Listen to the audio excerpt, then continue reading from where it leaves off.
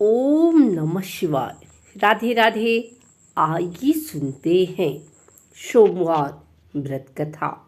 किसी नगर में एक धनी व्यापारी रहता था। दूर दूर तक उसका व्यापार फैला हुआ था।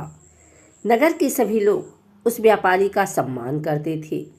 इतना सब कुछ संपन्न होने के बाद भी वह व्यापारी बहुत दुखी था, क्योंकि उसका कोई पुत्र नहीं था, जिस कारण अपने मृत्यु के पश्चात व्यापार के उत्तराधिकारी की चिंता उसे हमेशा सताती रहती थी।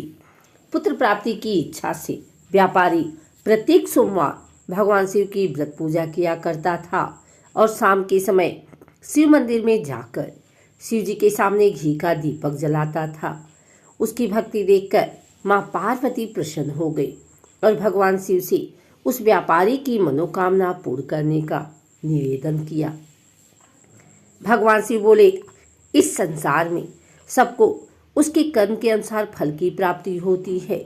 जो प्राणी जैसा कर्म करते हैं उन्हें वैसा ही फल प्राप्त होता है। शिव जी द्वारा समझाने के बावजूद भी माँ पार्वती नहीं मानी। उस व्यापारी की मनोकामना पूर्ति हेतु वे शिव जी के बार बार अनुरोध करती रही। अंततः माता के आग्रह को देखकर भगवान भोलेनाथ को उस व्यापारी को पुत्र प्राप्ति का वरदान देना पड़ा।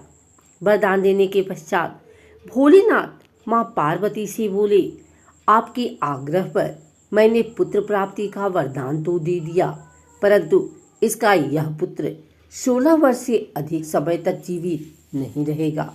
उसी रात भगवान शिव उस व्यापारी के स्वप्न में आए और उसे पुत्र प्राप्ति का वरदान दिया और उसके पुत्र की 16वें वर्ष तक जीवित रहने की भी बात बताई। भगवान के वरदान से व्यापारी को खुशी तो हुई, लेकिन पुत्र की अल्पायु की चिंता ने उसे खुशी को नष्ट कर दिया। व्यापारी पहले की तरह सोमवार के दिन भगवान शिव का विधिवत व्रत करता रहा। कुछ महीनों के बाद उसके घर एक अति सुंदर बालक ने जन्म लिया और घर में खुशियां ही खुशियां भर गई।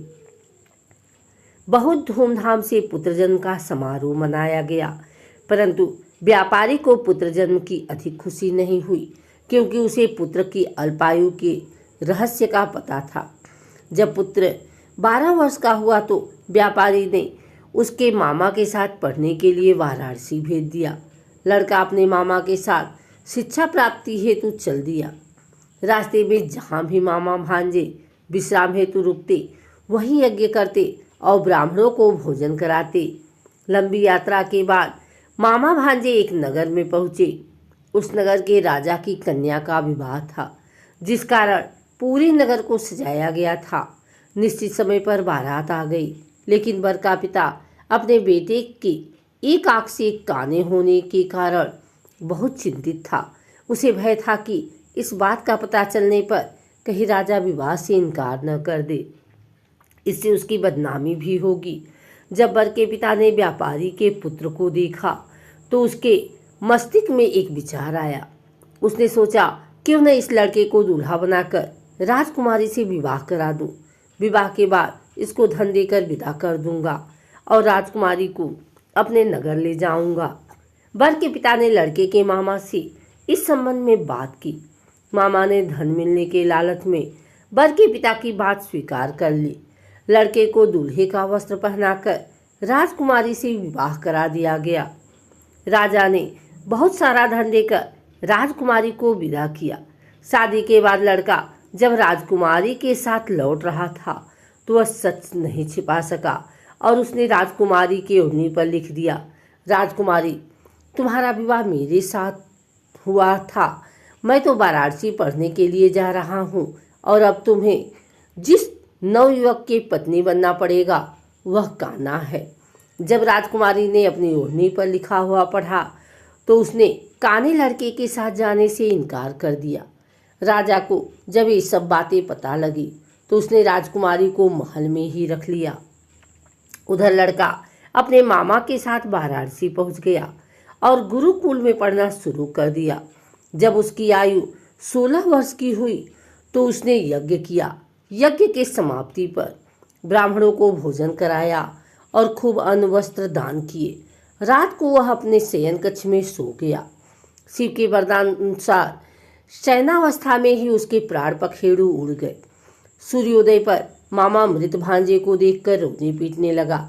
आसपास के लोग भी एकत्र होकर दुख प्रकट करने लगे। लड़के के मामा के रोने और विलाप करने के स्वर समीप से गुजरते हुए भगवान शिव और माता पार्वती ने भी सुने। माता पार्वती ने भगवान से कहा, प्राणनाथ, मुझे इसके रोने के स्वर सहन नहीं हो रहे, आप इस व्यक्ति के कष्ट को अवश्य दूर करें। भगवान शिव ने माता पार्वती के साथ अदृश्य रूप में समीप जाकर देखा तो भोलेनाथ माता पार्वती से बोले, यह तो उसी व्यापारी का पुत्र है जिसे मैंने 16 वर्ष की आयु का वरदान दिया था। इसकी आयु पूरी हो गई है। माँ पार्वती ने फिर भगवान शिव से निवेदन कर उस बालक को जीवन देने का आग्रह किया। माता पार्वती के आग्रह पर भगवान शिव ने उस लड़के को जीवित होने का वरदान दिया और कुछ ही पल में वह जीवित होकर उठ बैठा। शिक्षा समाप्त करके लड़का मामा के साथ अपने नगर की ओर चल दिया।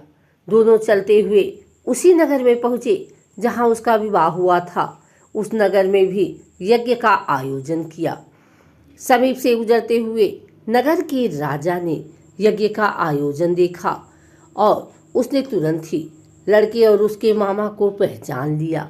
यज्ञ के समाप्त होने पर राजा मामा और लड़के को महल में ले गया और कुछ दिन उन्हें महल में रखकर बहुत सा धन, वस्त्र आदि देकर राजकुमारी के साथ विदा कर दिया।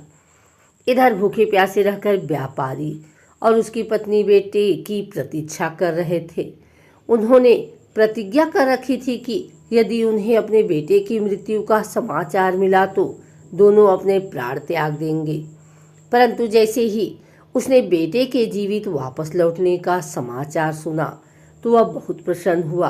वह अपने पत्नी और मित्रों के साथ नगर के द्वार पर पहुंचा। अपने बेटे के विवाह का समाचार सुनकर पुत्रवधू राजकुमारी को देखकर उसकी खुशी का ठिकाना न रहा।